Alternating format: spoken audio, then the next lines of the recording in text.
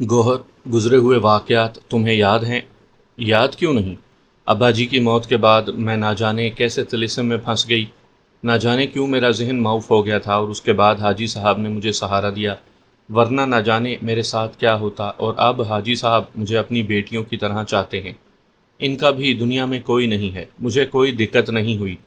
گوہر، کیا تم نے یہاں مجھے اپنا منگیتر ظاہر کیا ہے؟ میں نے کہا، اور گوہر حیرت سے مجھے دیکھنے لگی۔ تو کیا میں نے جھوٹ کہا ہے؟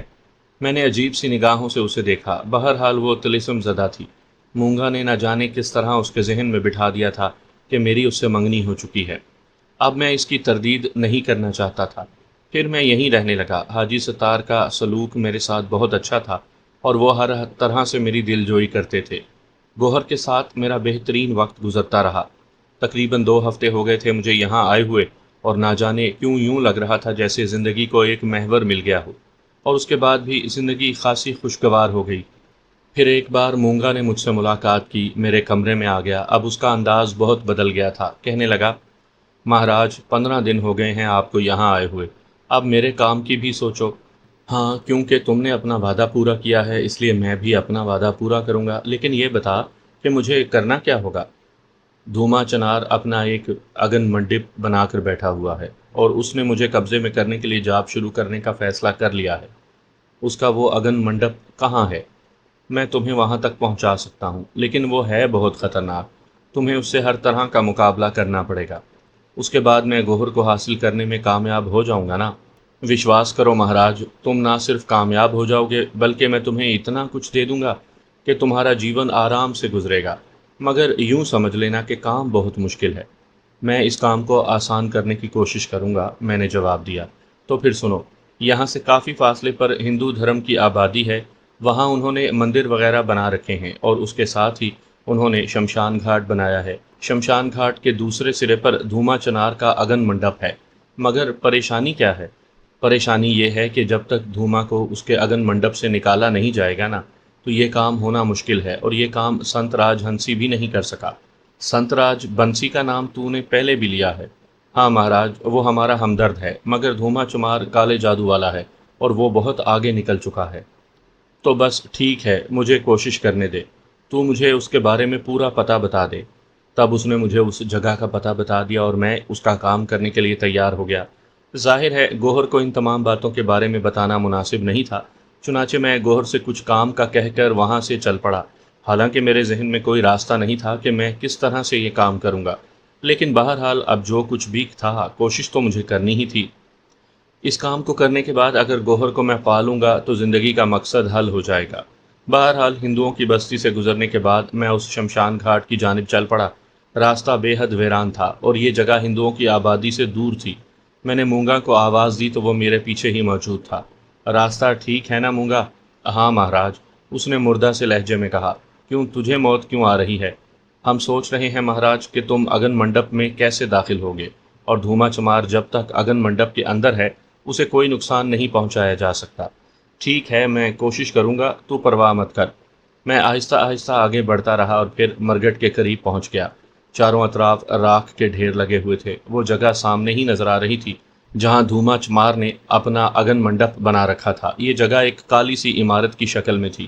پتہ نہیں اس کا نام اگن منڈپ کیوں رکھا گیا تھا، ان معاملات میں مجھے زیادہ معلومات نہیں تھی۔ قرب و جوار میں لمبی لمبی جھاڑیاں بکھری ہوئی تھیں۔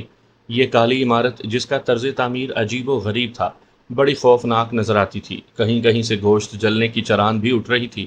اس بھیانک جگہ بڑے سے بڑا بے جگر انسان بھی خوف کا شکار ہو سکتا تھا، لیکن میرے دماغ میں ایک روشنی تھی۔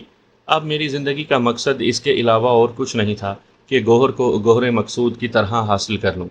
اس کے سامنے باقی ساری باتیں ہیچ تھیں۔ مونگا کی آخری آواز مجھے سنائی دی۔ میں اسے آگے نہیں جا سکتا مہاراج، یہ تو تمہیں سامنے نظر آ رہا ہے، اس کے پیچھے اور بھی جھاڑیاں بکھری ہوئی ہیں، وہیں تمہیں دھوما چمار مل جائے گا۔ میں وہاں سے آگے بڑھ گیا، اور تھوڑا سا فاصلہ طے کرنے کے بعد بالآخر اس کالی عمارت تک پہنچ گیا۔ اس کالی عمارت کو کالی کھائی کے نام سے یاد کیا جاتا تھا۔ اس سے کوئی 20 گز دور اس کے پیچھے کانٹے دار جھاڑیاں بکھری ہوئی تھیں۔ ان جھاڑیوں میں داخل ہونا بڑا مشکل کام تھا۔ میں وہاں سے کوئی ایسی جگہ تلاش کرنے لگا جہاں سے ان جھاڑیوں میں داخل ہو سکوں۔ پھر میں نے ایک انسانی وجود کو دیکھا، عجیب و غریب شکل و صورت کا مالک تھا۔ देख कर नफरत का एहसास उभरने लगा। घुटा हुआ सर, सूखा हुआ बदन, निचले बदन पर एक छोटी सी लंगोटी बांधे हुए एक दरख्त के नीचे आलती पालती मारे बैठा हुआ था। मैं आहिस्ता आहिस्ता उसकी जानिब बढ़ने लगा और कुछ देर के बाद उसके करीब पहुंच गया। उसने दरख्त के नीचे एक चौका बनाया हुआ था और शायद अपने आप को महफूज कर लिया था। मैं उसे घूरता रहा और उसके बाद मैंने उसे आवाज़ दी, धूमा, आंखें खोल। धूमा चमार इस तरह उछल पड़ा जैसे उसे सख्त हैरत हुई हो। उसने मुझे देखा, देखता रहा। उसकी आंखें सांप की आंखों से मुशाबहत रखती थीं और मुझे यूं लग रहा था जैसे रात की तारीकी में भी वो दिन की रोशनी के मानिंद देख रहा हो। और तो और खुद मुझे भी हर चीज़ साफ नज़र आ रही थी। हालांकि यहाँ चारों अतराफ अंधेरा फैला हुआ था, लेकिन मुझे यूं महसूस हो रहा था कि मेरे सामने जो कुछ है वो दिन की रोशनी की मानिंद है। वो मुझे देखता रहा और फिर उसने इस तरह हाथ उठाया जैसे कह रहा हो कि मैं यहाँ से भाग जाऊँ। वो इशारे से नफ़रत भरे अंदाज में मुझे भाग जाने को कह रहा था। मैं एक कदम और आगे बढ़ा और मैंने कहा, तू धूमा चमार है? मैंने उसकी आंखों में नफ़रत के आसार देखे। उसने एक बार फिर मुझे भाग जाने का इशारा किया था। मैंने कहा, मुझे तुझसे बात करनी है धूमा, बाहर आ। अब उसके अंदाज में तब्दीली रूनुमा हुई। उसने मेरी तरफ रुख किया और थूक दिया, लेकिन जैसे ही उसका थूक मेरे पैरों के पास आकर पड़ा, मैंने अचानक ही महसूस किया कि ये थूक मुतहर्रिक हो गया है। मैं उछल कर पीछे हटा और मैंने उन मुतहर्रिक चीज़ों को देखा। दूसरे लम्हे मेरी आंखें हैरत से फैल गईं। काले रंग के बिच्छू थे जो डंक उठाए मेरे पैरों की जानिब लपक रहे थे। उनकी तादाद 3 थी। मैं फ़ौरन ही उछला और दूसरे लम्हे मैंने एक बिच्छू पर पाँव रख दिया। मैंने पूरी कुव्वत से उसे मसल दिया था। फिर दूसरे और तीसरे बिच्छू को ख़त्म करने के बाद मैंने उससे कहा, धूमा बाहर आ जा, वरना मैं खुद ही अंदर आ जाता हूँ। मैंने कहा और उस दायरे की जानिब कदम बढ़ाए। मान मुझे यूं महसूस हुआ जैसे किसी ने मेरी कमर में हाथ डालकर मुझे पकड़ लिया हो, लेकिन कोई चीज़ नज़र नहीं आ रही थी। मैं दायरे की तरफ बढ़ रहा था और कोई मेरे पीछे से मुझे खींच रहा था। एक अजीब सी कैफियत तारी हो चुकी थी। मैंने एक बार फिर जोर लगाया और दायरे पर पाँव रख दिया, लेकिन मुझे यूं महसूस हुआ था जैसे मेरे पाँव के नीचे ज़बरदस्त करंट हो। मुझे कई झटके लगे थे और फिर आखिरी झटके से मैं पीछे जा गिरा था। मेरे बदन में सर्द लहरें दौड़ रही थी, लेकिन उस वक्त एक और तस्वीर जहन में मौजूद थी। वो ये कि अगर मैं धूमा को इसके इरादे से बाज रखने में कामयाब हो जाऊंगा तो मूंगा से मेरी जान छूट जाएगी और मैं बच जाऊंगा। गौहर मुझे मिल जाएगी। उसके बाद ज़िंदगी गुजारने का कोई भी तसव्वुर किया जा सकता है जिसमें गौहर का हसीन सहारा और उसके बाद ये खूबसूरत दुनिया मेरे सामने होगी। मुझे एकदम एहसास हो गया था कि धूमा ने अपने गिर्द जो हिसार खींचा है वो नाकाबिले अबूर है। चुनाचे मैंने धूमा से कहा, धूमा, मैं तुझसे बात करना चाहता हूँ। शायद तुझे इस बात का इल्म हो कि मैं ही वो हूँ जिसने जाप करके मूंगा को पहले अपने कब्जे में किया था। अभी मेरे मुंह से इतने अल्फाज निकले ही थे कि धूमा चमार अपनी जगह से खड़ा हो गया। अब वो मुझे अजीब सी निगाहों से देख रहा था। फिर उसने ज़ोर से गर्दन झटकी और 2 कदम आगे बढ़कर मेरे सामने आ खड़ा हुआ। तो तू है वो? उसने गुर्राई हुई आवाज़ में कहा। हाँ, और मैं तुझसे कुछ बातें करना चाहता हूँ। बड़ा ज्ञानी है तू। तो आ जा इस दायरे के अंदर, बात कर ले मुझसे, तुझे अपनी औकात का पता चल जाएगा। धूमा, मुझे अपनी औकात मालूम है और मैं तेरी तरफ दोस्ती का हाथ बढ़ाना चाहता हूँ। अरे जा जा पापी मुसले, जानता वानता कुछ है नहीं, धूमा से दोस्ती करेगा? जानता है धूमा से हाथ मिलाने वाला कौन हो सकता है? कम अज़ कम उसे सिखा होना चाहिए। धूमा के लहजे में बेपनाह गरूर था। धूमा, मैं तुझसे बात करना चाहता हूँ, मुझसे बात कर। अच्छा ही है कि तू भाग जा। जो कुछ तू नहीं कर पाया वो मुझे करने दे। मूंगा अब मेरा बैर है, तेरे बस की चीज़ नहीं है वो। समझ रहा है ना? मगर धूमा, मैं तुझे वो नहीं करने दूंगा जो तू करना चाहता है। तो फिर आ, अंदर आ जा, तुझे अपनी शक्ति का पता चल जाएगा। उसने मुझे चैलेंज करने वाले अंदाज में कहा, लेकिन मुझे ये अंदाज़ा हो गया था कि इस दायरे के अंदर दाखिल होना मुमकिन नहीं। अलबत्ता मेरे दिल में गम और गुस्से का तूफान जाग उठा था। अगर धूमा को शिकस्त ना दी तो फिर ज़िंदगी का मज़ा ही जाता रहेगा। एक लम्हे के लिए मैंने कुछ सोचा और फिर ये फैसला किया कि जल्दबाजी नहीं करनी चाहिए। यहाँ तक जो कुछ हो चुका है वो हो ही गया है। अब इसके बाद ज़रा मुख्तलिफ अंदाज में सोचना होगा और यही मेरे हक़ में बेहतर था। चुनाचे मैंने धूमा से कहा, ठीक है धूमा, मैं फिर आऊँगा, लेकिन तू भी सोच लेना, मेरा मसला ही कुछ ऐसा है कि मैं ये सब कुछ करने पर मजबूर हूँ। उसने हिकारत से मुझे देखा, फिर नफ़रत से हाथ उठाकर बोला, जा भाग जा, बेकार हैं तेरी सारी कोशिशें। कुछ नहीं मिलेगा तुझे इन कोशिशों से। तेरा मन जब चाहे आ जाना, मैं तेरा स्वागत करूँगा। مگر ایسے کہ تو یاد رکھے گا۔ ابھی تو کچھ بھی نہیں کیا ہے میں نے تیرے ساتھ، جا دفع ہو جا۔ تو جیسے بہت سے آتے ہیں میرے پاس، چلا جا ورنہ جیون کھو بیٹھے گا۔ میں نے ایک لمحے کے لیے کچھ سوچا، پھر وہاں سے واپس پلٹ پڑا۔ یہ اندازہ تو مجھے ہو ہی گیا تھا کہ میں اس وقت دھوما کا کچھ نہیں بگاڑ پاؤں گا، وہ اپنی پوری طاقت میں ہے۔ جب میں کافی دور آگے نکل آیا تو میں نے اپنے ساتھ ہی قدموں کی چاپ سنی، اور مجھے ایک لمحے میں اندازہ ہو گیا کہ مونگا اس وقت میرے پاس موجود ہے۔ میں نے اسے آواز دی، مونگا؟ ہاں مہاراج۔ مونگا کے لہجے میں اداسی تھی۔ تو نے سب کچھ سن لیا؟ سنا تو نہیں ہے مہاراج، دیکھ لیا ہے۔ کیا مطلب؟ میں اس پاپی کے قریب نہیں جا سکتا تھا۔ وہ بہت مغرور ہے۔ میں جانتا ہوں مہاراج، اس لیے مغرور ہے وہ کہ اس کے پاس شکتی ہے۔ اگر اس کے پاس شکتی ہے تو پھر وہ تیرے چکر میں کیوں پڑا ہوا ہے؟ اس شکتی کو بڑھانے کے لیے۔ کیا مطلب؟ مجھے قبضے میں کرنے کے بعد وہ بھیروں کو قبضے میں کرنا چاہتا ہے۔ اصل میں مہاراج ایک سلسلہ ہوتا ہے کالی شکتی کو حاصل کرنے کے لیے۔ سب سے پہلی چیز بیر ہوتا ہے۔ ایک بیر قبضے میں آ جائے تو اس کی مدد سے بھیروں پر ہاتھ ڈالا جاتا ہے۔ بھیروں کون ہوتا ہے؟ کالی طاقت کا دوسرا طاقتور دیوتا۔ بھیروں کے بعد؟ میں نے سوال پوچھا۔ بھیروں کے بعد پدما، اور اس کے بعد شنکھا، مونگا نے جواب دیا۔ یہ طاقت کا سلسلہ کہاں تک پہنچتا ہے؟ بہت آگے تک جاتا ہے مہاراج، اور اس کے بعد جب انسان کھنڈولا بن جائے تو یوں سمجھ لو کہ بڑی سے بڑی شکتی اس کے سامنے گھٹنے ٹیک دیتی ہے۔ کیا تمہاری اس دنیا میں کوئی کھنڈولا موجود ہے؟ پتہ نہیں مہاراج، ہماری معلومات اتنی زیادہ نہیں ہیں۔ اچھا خیر، اس نے اس وقت مجھے بے حد حقارت سے دھتکار دیا ہے اور میرے بات سننے سے انکار کر دیا، جبکہ میں اسے بتانا چاہتا تھا کہ مونگا کے سلسلے میں وہ کوشش نہ کرے۔ میں جانتا تھا مہاراج وہ آسانی سے قابو میں نہیں آئے گا۔ تو اب کیا کیا جائے مونگا؟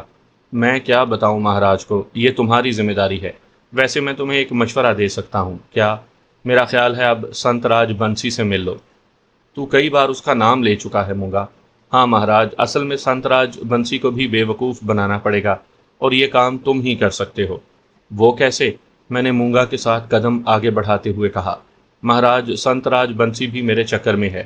وہ مجھے اپنے قبضے میں کرنا چاہتا ہے۔ ویسے اس کا راستہ زیادہ دور تک نہیں جاتا، وہ صرف مجھ پر قناعت کرنا چاہتا ہے۔ اس کے لیے اس نے پہلے بھی کوشش کی تھی لیکن ناکام رہا۔ البتہ وہ سارے جاپ جانتا ہے۔ اگر وہ تمہیں بات کا جاپ بتا دے تو ایک کام پورا ہو جائے گا، اور شرط یہ ہے کہ تم جاپ پورا کر لو۔ مونگا، یہی تو میرے لیے مشکل ہے۔ مہاراج، شروع ہی سے ہم یہ کہتے رہے ہیں، اور تم دیکھ لو ہمارے بیچ کتنی دیواریں حائل ہو گئی۔ بلا وجہ ہم لوگ آپس میں لڑ پڑے، حالانکہ یہ نہیں ہونا چاہیے تھا۔ دیکھو مہاراج، میں ادھورا رہ گیا ہوں۔ ایک ادھورا بیر، کیا اس سے دلچسپی کوئی رکھ سکتا ہے جو اس کا مالک ہو؟ اگر میں تمہارا پورا بیر ہوتا تو میری یہ کبھی مجال نہ ہوتی کہ میں تمہاری کوئی بات ٹال سکتا۔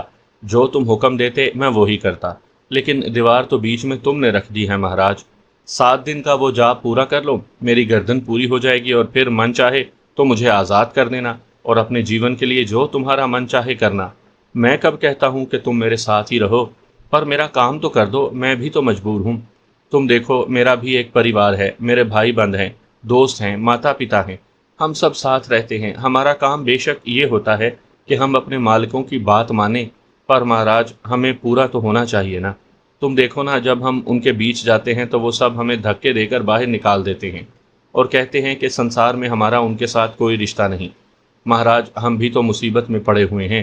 تم اگر اپنے دین دھرم کو لیے پھر رہے ہو تو تم خود بتاؤ کہ یہ کیسے ممکن ہو سکتا ہے؟ مگر تو جانتا ہے مونگا کہ اس کی وجہ سے میری اپنی زندگی دوبھر ہو گئی۔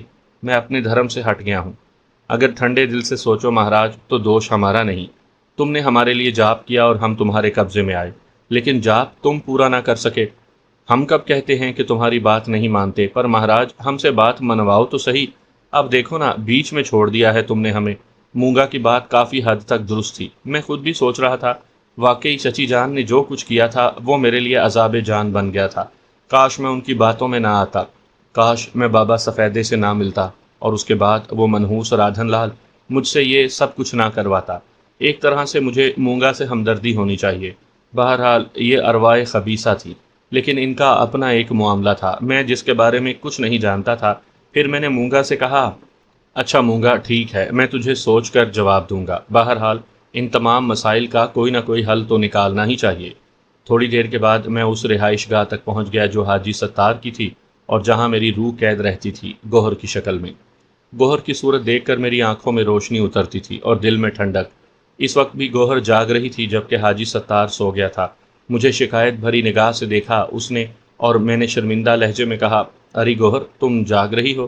ہاں تو کیا سو جاتی؟ اس نے ناز بھرے انداز میں کہا اور میں چونک کر اسے دیکھنے لگ گیا۔ اس کا یہ انداز کچھ بدلا بدلا سا لگ رہا تھا۔ گوہر، میں نے اسے پکارا اور اس کے چہرے پر شرم دوڑ گئی۔ گوہر، میں پھر اس کے قریب پہنچ کر بولا، کیا ہے؟ گوہر، تم نے مجھ سے کچھ کہا ہے؟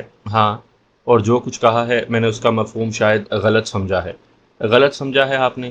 گوہر شکایتی انداز میں بولی۔ سچ سمجھ لوں گوہر تو سینہ پھٹ جائے گا۔ یہ سب جذباتی باتیں ہیں۔ جذبات ہی تو زندگی کی ضمانت ہوتے ہیں گوہر۔ میں اتنی گاڑی گاڑی باتیں نہیں جانتی۔ اچھا بتاؤ، کیوں جاگ نہیں تھی؟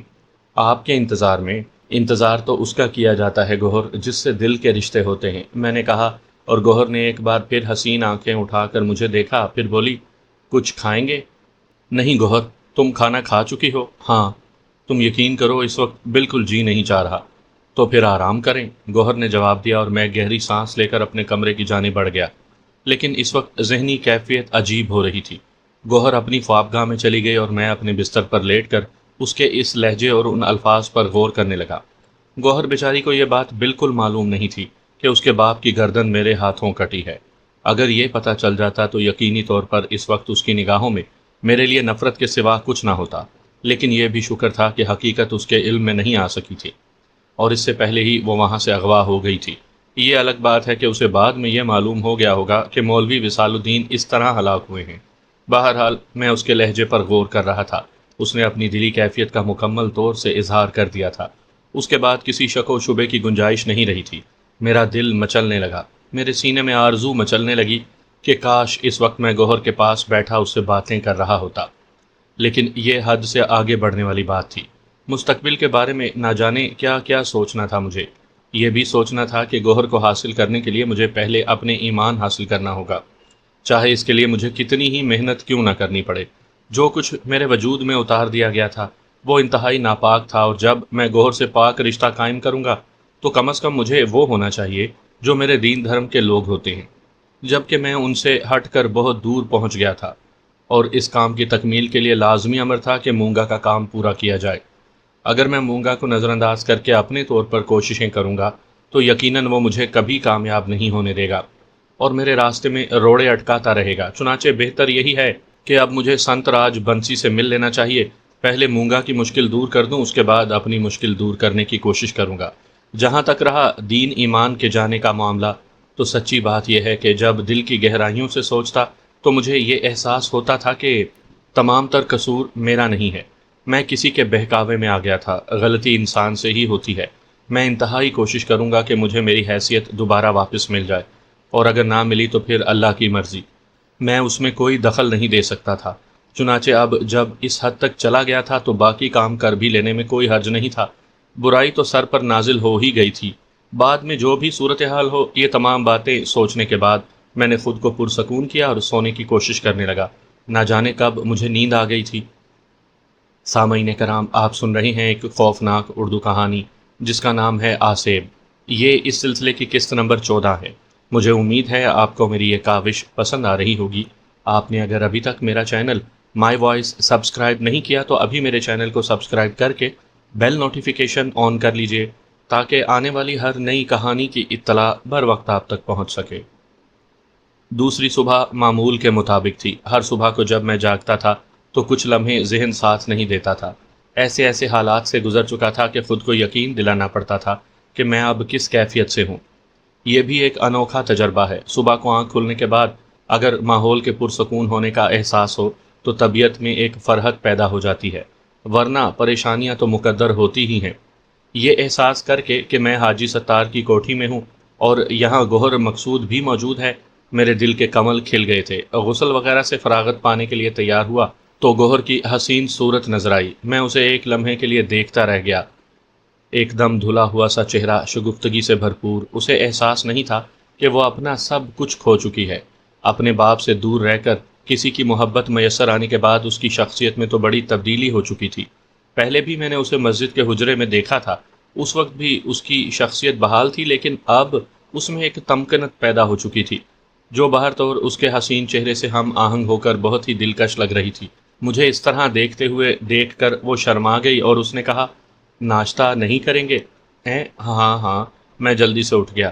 پھر میں اس کے ساتھ ساتھ ہی ناشتے کے کمرے میں آ گیا، جہاں حاجی ستار میز پر بیٹھا میرا انتظار کر رہا تھا۔ اس نے مجھے مسکراتی ہوئی نگاہوں سے دیکھا اور پھر بیٹھنے کا اشارہ کیا۔ گوہر بھی ہمارے ساتھ ہی بیٹھ گئی تھی۔ ناشتہ کرنے کے دوران حاجی ستار نے کہا، تمہارے آنے سے پہلے میں بڑا پریشان رہتا تھا۔ کیوں حاجی صاحب؟ بس گوہر کی وجہ سے بہت سے کام ملتوی کر دیا کرتا تھا۔ وہ کیوں؟ بھائی اسے تنہا نہیں چھوڑ سکتا تھا میں۔ اوہ جی ہاں، مگر اب تم آ گئے ہو تو مجھے یوں لگ رہا ہے جیسے میری ساری ذمہ داری ختم ہو گئی ہے۔ میں ہنسنے لگا، پھر کہا، نہیں حاجی صاحب، آپ کا اپنا مسئلہ تو اپنی ہی جگہ ہے، پھر بھی فی الحال تو مجھے آرام مل گیا ہے۔ اصل میں یہ کہنا چاہتا تھا کہ مجھے کسی کام سے 2-3 دن کے لیے جانا ہے۔ جی، تم ذرا کم ہی گھر سے باہر نکلنا، گوہر کو تنہائی کا احساس نہ ہونے پائے۔ جی، میں نے پھر کہا، تو پھر میں دوپہر کو جا رہا ہوں۔ واپسی یا تو جلدی ہو جائے گی، ورنہ زیادہ سے زیادہ 2 دن لگ جائیں گے۔ تیسرے دن میں یہاں آ جاؤں گا۔ جی بہت بہتر، میں نے جواب دیا۔ گوہر اس دوران خاموشی سے سر جھکائے ناشتے میں مصروف رہی تھی۔ بہت دیر تک ہم لوگ ناشتے کے بعد بھی گفتگو کرتے رہے۔ پھر حاجی صاحب نے کہا، اچھا میں تیاریاں کر لوں؟ گوہر کیا تم میرا ساتھ دو گی؟ کیوں نہیں، اس نے کہا اور حاجی صاحب کے ساتھ چلی گئی اور میں اپنے کمرے میں آ گیا۔ مجھے بہت سے احساسات ہو رہے تھے۔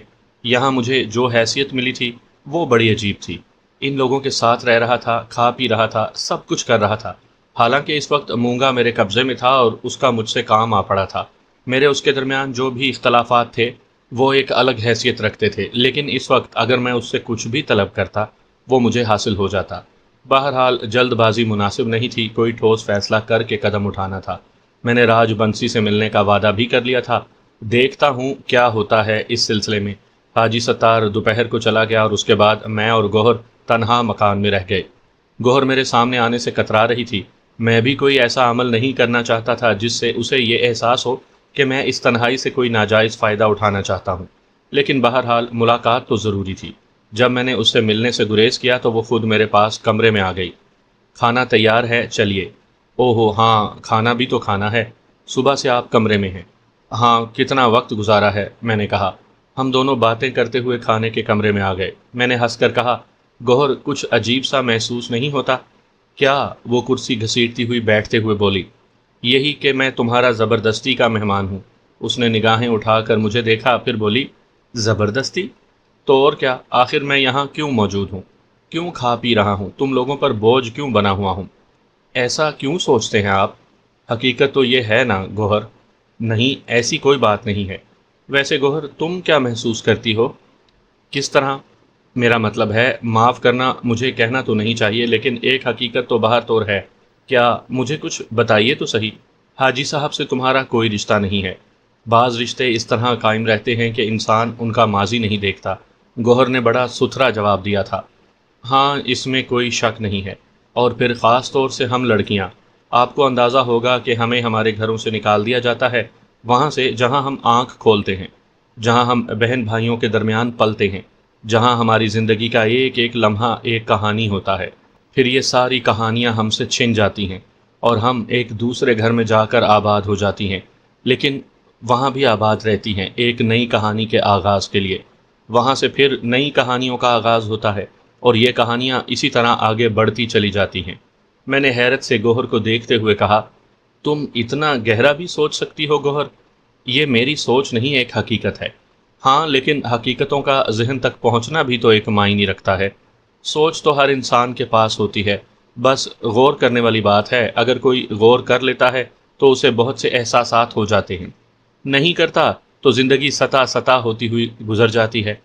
کمال ہے، کمال ہے، میں نے تعریفی انداز میں کہا۔ نہیں، خیر کوئی کمال تو نہیں ہے، زندگی کی حقیقتوں سے انسان کو روشناس ہونا ہی چاہیے۔ ٹھیک کہتی ہو گوہر، میں نے جان بوجھ کر مولوی وصال الدین کا تذکرہ نہیں کیا تھا تاکہ وہ غم زدہ نہ ہو جائے۔ اس کا موڈ بہت خوشگوار ہو رہا تھا۔ پھر رات کا ہلکا پھلکا کھانا کھایا۔ دن میں چونکہ کوئی مشغلہ نہیں رہا تھا، اس لیے طبیعت کچھ بھاری بھاری سی تھی۔ پھر ہم کچھ دیر تک چہل قدمی کرتے رہے۔ اس کے بعد گوہر نے کہا، اچھا پھر اجازت؟ نیند آ رہی ہے؟ آ تو نہیں رہی۔ تو پھر آؤ بیٹھو، تھوڑی دیر باتیں کریں گے، میں نے کہا، اور گوہر میرے ساتھ میرے کمرے میں آ گئی۔ وہ ایک کرسی پر بیٹھ گئی، میں خاموشی سے اسے دیکھتا رہا، وہ بھی نظریں جھکائے بیٹھی تھی۔ پھر میں نے کہا، گوہر کیا سوچ رہی ہو؟ کچھ نہیں، آپ کیا سوچ رہی ہیں؟ تمہارے بارے میں کیا؟ میں گوہر کے ہاں ہاں کہیے، اس نے کہا، لیکن اسی وقت ایک اور واقعہ ہو گیا۔ روشنی چلی گئی تھی، چاروں اطراف تاریکی ہو گئی۔ گوہر جلدی سے اپنی جگہ اٹھی اور میرے پاس آ گئی۔ وہ مجھ سے ٹکرائی تھی۔ میں نے اسے سنبھالتے ہوئے کہا، ارے ارے کیا ہوا؟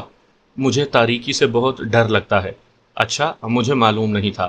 نہ جانے کیوں گوہر نے جملہ ادھورا چھوڑ دیا۔ حیرت انگیز طور پر وہ میرے اتنے قریب تھی کہ میں اس کے بدن کی تپش کو محسوس کر رہا تھا۔ پھر مجھے اس کے بدن میں ہلکی ہلکی لرزشیں محسوس ہوئیں۔ وہ خاموش ہو گئی تھی۔ روشنی چلی گئی ہے؟ کیا اکثر روشنی چلی جاتی ہے؟ پتہ نہیں، وہ بوجھل سانسوں کے ساتھ بولی۔ اس کی گرم گرم سانسیں میرے چہرے سے ٹکرا رہی تھیں، اور نہ جانے کیوں ان سانسوں سے میرے حواس پر ایک نشہ سا طاری ہوتا جا رہا تھا۔ وہ لمحات مجھے یاد آ رہے تھے جب ایک بار مجھے بے ہوشی کی کیفیت کا شکار کر دیا گیا تھا، اور اس کے بعد جو کچھ ہوا تھا وہ میرے لیے ناقابل یقین تھا۔ لیکن یہ سب کچھ نشے کے عالم میں ہوا تھا، میرا اس میں کوئی قصور نہیں تھا، اور اس وقت گوہر کی سانسوں سے مجھ پر یہ نشہ طاری ہو گیا تھا۔ پھر نہ جانے کیا ہوا، نہ جانے کیا کیا ہو گیا۔ اس کی تفصیل میں زبان سے بیان نہیں کر سکتا، لیکن جو احساس میرے دل و دماغ پر طاری ہو گیا تھا وہ یہ تھا کہ گوہر میرے قریب ہے، میری زندگی کی مالک، میری سب سے بڑی پسند۔ باقی تمام احساسات میرے ذہن سے محو ہو گئے تھے۔ یہ کیسا نشہ تھا، یہ کیسا تصور تھا! اور جب صبح کو میری آنکھ کھلی تو مجھے اپنے اس گناہ کا احساس ہوا، وہ گناہ عظیم جو میں کر بیٹھا تھا۔ وہاں کی بات دوسری تھی جہاں میرے ساتھ زندگی کا پہلا حادثہ پیش آیا تھا، لیکن یہاں گوہر تھی، مولوی وصال الدین کی بیٹی، وہ جسے میں اپنی زندگی کا ساتھی بنانا چاہتا تھا، جس کے ساتھ میں اپنی زندگی کے تمام پاکیزہ رشتے قائم کرنا چاہتا تھا۔ نہ جانے یہ کیا ہو گیا تھا! جذبات کا ایک بھوت میرے ذہن پر سوار ہوا تھا کہ میں اپنے آپ پر قابو نہ رکھ سکا۔ میں اس طوفان میں بہہ گیا تھا جو اچانک میرے وجود پر نازل ہوا تھا۔ یہ غلط ہوا، یہ بہت غلط ہوا۔ وصال الدین صاحب کی شکایت بھری آنکھیں میری نگاہوں کے سامنے گردش کرنے لگیں۔ میں ان کے اعتماد کو دھوکہ دینے کا باعث بنا تھا۔ یہ تو مناسب نہیں ہوا تھا، یہ تو بہت غلط تھا، مجھے ایسا نہیں کرنا چاہیے تھا۔ ایک بار پھر جرم کر بیٹھا۔ یہ جرم کسی طرح نہیں ہونا چاہیے تھا۔ کچھ ایسا بوجھ ذہن پر طاری ہوا کہ اپنی جگہ رکے رہنا میرے لیے مشکل ہو گیا۔ غسل خانے میں جا کر غسل کیا، دروازہ اندر سے بند کر لیا تھا کہ کوئی آ نہ جائے۔ اس کے بعد لباس تبدیل کر کے گھر سے باہر نکل آیا، اور پھر سارا دن آوارہ گردی کرتا رہا۔ میں گوہر کا سامنا نہیں کرنا چاہتا تھا۔ کیا سوچا ہوگا اس نے میرے بارے میں؟ کیا سوچا ہوگا؟ کس طرح سوچا ہوگا؟ نہ جانے کیا احساس ہوگا اسے ہر چند کہ مونگا اس وقت میرے جسم میں داخل نہیں ہوا تھا جب میں نے یہ گناہ کیا تھا، ورنہ باقی سب کچھ تو اس کے سر پر لادا جا سکتا تھا۔ لیکن اب کیا کہوں، میں کیسے کہوں؟ احساس شرمندگی مجھے در بدر کیے رہا۔ پتہ نہیں گوہر کے تاثرات کیا ہوں گے۔ رو رہی ہوگی کسی کونے میں منہ دے کر، سوچ رہی ہوگی کہ ایک سانپ کو آستین میں پالا تھا۔ بہرحال شام ہو گئی اور اس کے بعد رات کا اندھیرا چھانے لگا۔ کوئی ٹھکانہ نہیں تھا میرے لیے، نہ ہی مونگا کو آواز دینا چاہتا تھا۔ پھر دل میں سوچا کہ کم از کم اعتراف گناہ تو کر لوں، اظہار شرمندگی تو کروں، جانا چاہیے مجھے۔ اور اس کے بعد میرے قدم پھر حاجی ستار کے گھر کی جانب بڑھ گئے۔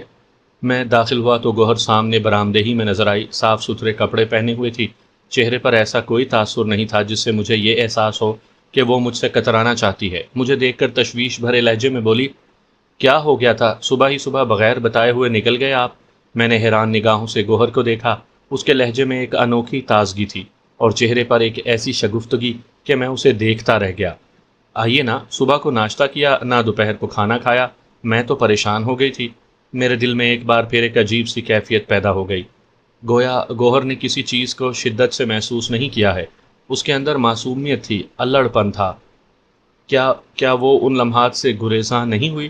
کیا اس نے اس احساس کو اپنے دل میں جگہ نہیں دی جس نے مجھے دن بھر بے چین کیے رکھا؟ مجھے تھوڑی سی ڈھارس ہوئی، اگر گوہر میرے اس گناہ سے برگشتہ نہیں تو پھر مجھے تھوڑا سا سکون حاصل ہو سکتا ہے۔ رات کا کھانا اس نے میرے ساتھ کھایا۔ کھانے کے دوران ہی وہ مجھ سے باتیں بھی کرتی رہی۔ کسی ضروری کام سے چلے گئے تھے آپ؟ ہاں، میں نے اسے دیکھتے ہوئے کہا، اور پھر ہم لوگ خاصی دیر تک باتیں کرتے رہے۔ گوہر نے کہا، نہ جانے کیوں مجھے تنہائی کی عادت نہیں رہی۔ ویسے بھی حاجی صاحب گھر میں ہوتے ہیں تو میں صرف سونے کے لیے ان کے کمرے سے باہر نکلتی ہوں۔ اصل میں مجھے تنہائی سے خوف محسوس ہوتا ہے۔ حاجی صاحب اس دوران کبھی باہر نہیں گئے؟ ایک آدھ بار گئے تھے، اور جب وہ گئے تھے تو میں سخت پریشان رہی تھی۔ آپ حاجی صاحب کے بیڈ روم میں سوتی ہیں؟